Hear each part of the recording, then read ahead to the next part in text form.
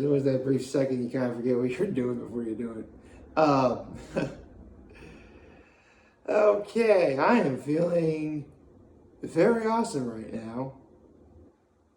I mean, in all fairness, my only low is that yesterday, well, I did have some family time.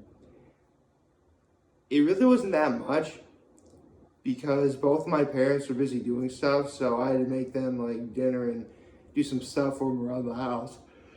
So, yeah, I guess that I just told you my low and I actually had like several acts of kindness I did for them yesterday. I brought all of their brush to the curb because in a few weeks the town of Big Flats is gonna pick up all their like fallen branches and stuff. Ate dinner last night, which does involve mom food that I will have to talk about eventually. I'm not quite ready to do it yet, but if you're wondering, it was barbecue pork chops. I can at least go that far. My high is I did have some family time, and even though I stayed a lot later than I would have liked, I stayed with my folks to watch The Masked Singer.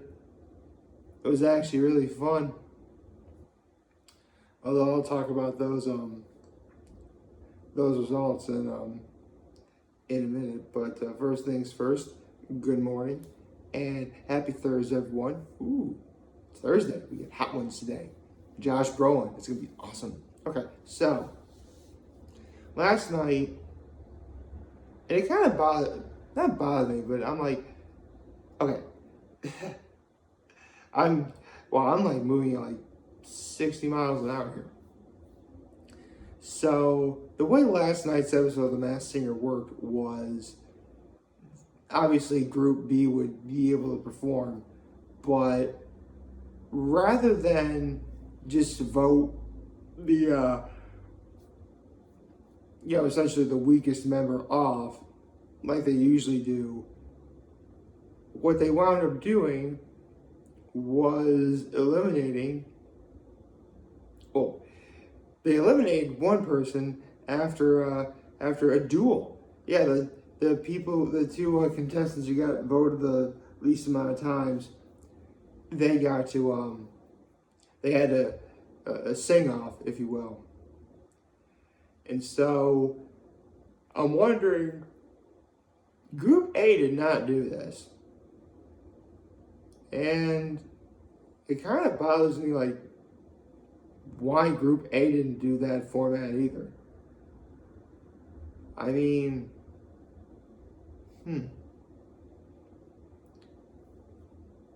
what really surprised me a lot was, here's the thing, and my parents realized this right away. Not that the singers in this show are bad, but they don't quite live up to like some of the past seasons. And occasionally you'll get somebody in this season like the Firefly, or actually I should take that back. Group B has really stepped up what Group A couldn't, because Ringmaster and Miss Teddy were phenomenal. And the Armadillo is entertaining as all get out. And I just left the Hydra, who got eliminated last night, which, thank goodness. I am sorry, but it's very clear that the people inside that costume were like, they were trying to sing, but, sorry, I was trying to hide back. I was trying to hold back a yawn there. Sorry. They could sort of sing, but they were also trying like not to. I don't know. It was definitely something different. I'll say that much.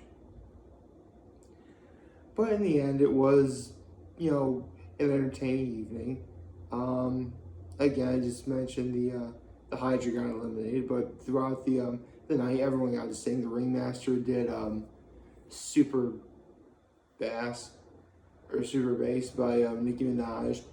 Armadillo did I Fought the Law from the Bobby Bowler 4, the Hydra did Sharp Dressed Man by ZZ Top, and Miss Teddy did Tell Me You Love Me by Demi Lovato.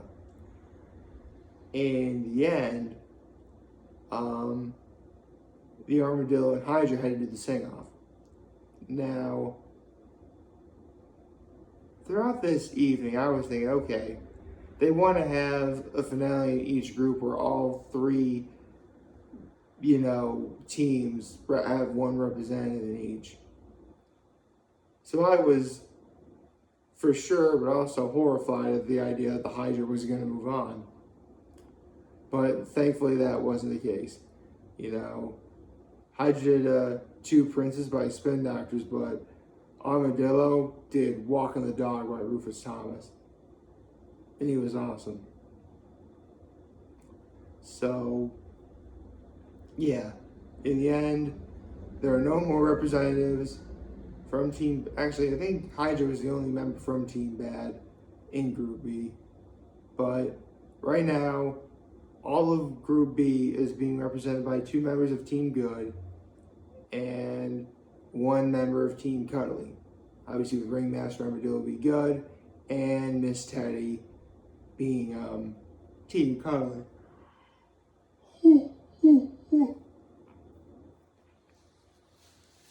So, you're probably wondering who the Hydra really was, and I thought they were that bad, right? Well, believe it or not, the Hydra wound up being 2 people in the mask, or under the mask, or in the costume, or whatever you want to call it. And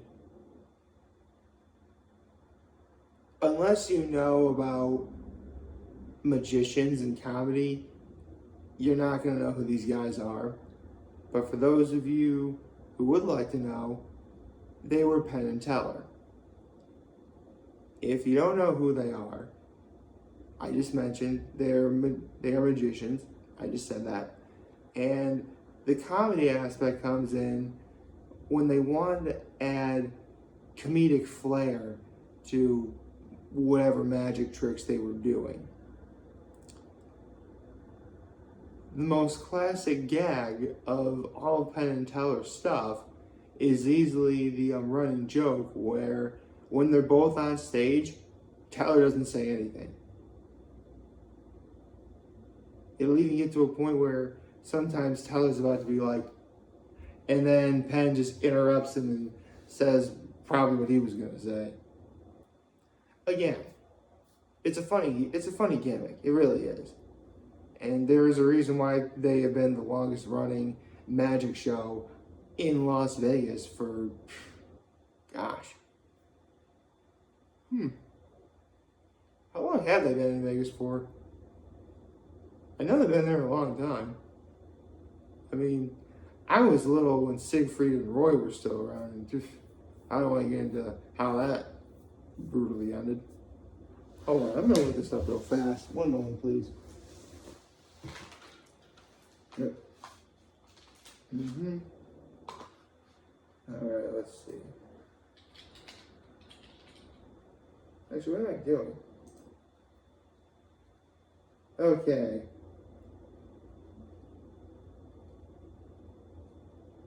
The Magicians.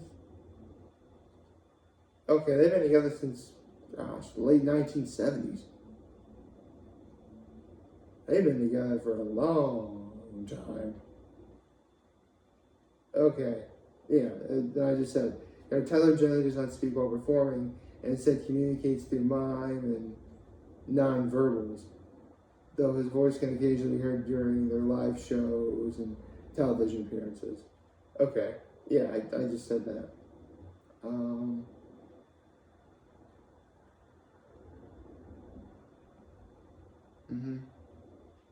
Actually, have they won any? Have they won any accolades or something?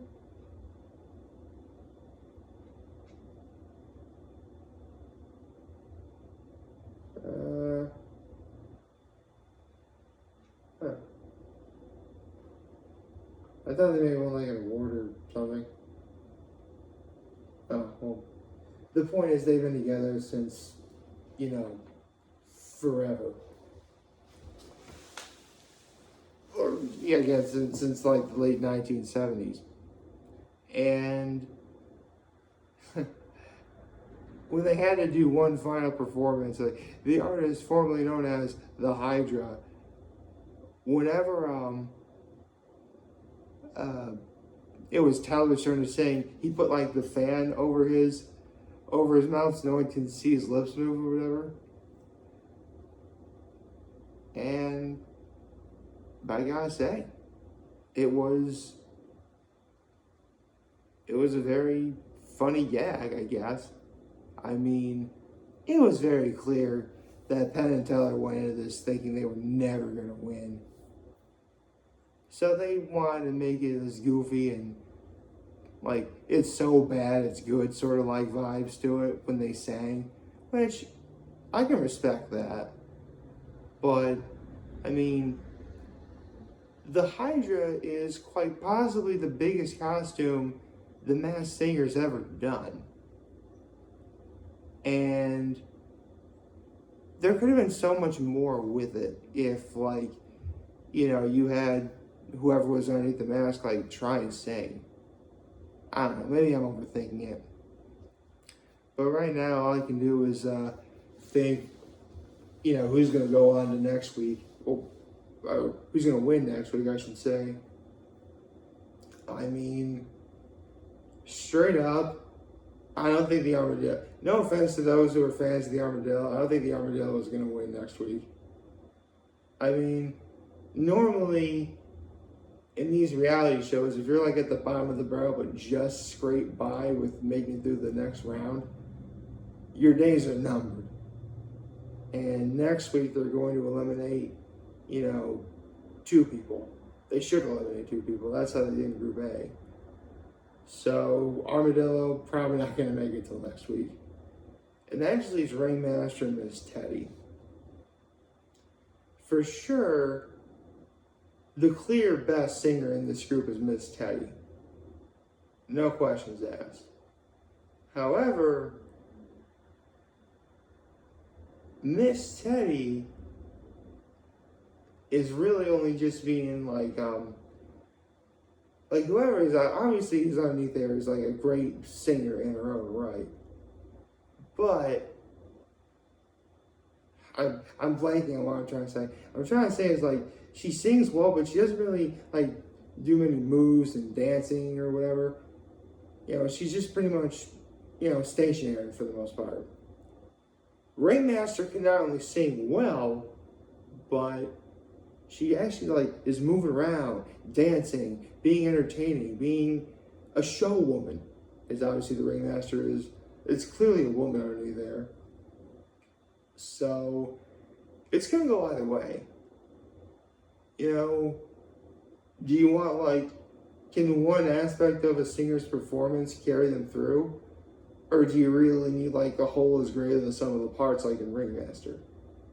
Obviously the first part I mentioned was a mistake, you know, in one aspect of obviously them being a fantastic singer in her own right, carry her through to the final, or, and again, you know, and the fact that the Ringmaster can sing well, you know, she can dance around, move, you know, again, you know, the fact that she is a Ringmaster is very fitting that whoever is underneath there is clearly someone who understands the value of showmanship, or in this case, showwomanship, I should say. Is showwomanship a word? It should be. If showmanship is a word, showwomanship should also be a thing, right? You know, for women. I think so. Maybe. So, that's really about it I have to say about the Masked Singer. The only thing I really have to talk about now is regarding, if you look on my social media, I pretty much made dinner last night for my folks. And I mentioned it was barbecue pork chops. I'm pretty sure I have talked about pork chops in a Mom Food Chronicle before. But the way that But let's just say there are two ways to make, the barbecue pork chops. And the easiest and most traditional in terms of, who can access this is obtaining, Sweet Baby Ray's. This isn't a Mom Food Chronicle, by the way. I'm just sort of, it's a prelude to a Mom Food Chronicle down the line. But long story short, barbecue pork chops in my family have been made two ways. And I just brought up the number 3. 2 ways. And if you clearly look at my social media, using Sweet Baby Ray's is one of them. As for the other one, well, let's just say that involves my late grandfather. Until I can figure out the name of that pasta dish, it's going to be a while before I do that Mom Food Chronicle. Like, favorite, share, the subscribe button, follow me, and share some content on YouTube. I am very hungry for this video for all you guys who watch and enjoy today. Hopefully you have a wonderful, wonderful Thursday. Hey, we have hot ones today. And remember, you guys want to talk our channels, we'll be here to lend. They always have your back. Take care and make good choices. Have a nice day.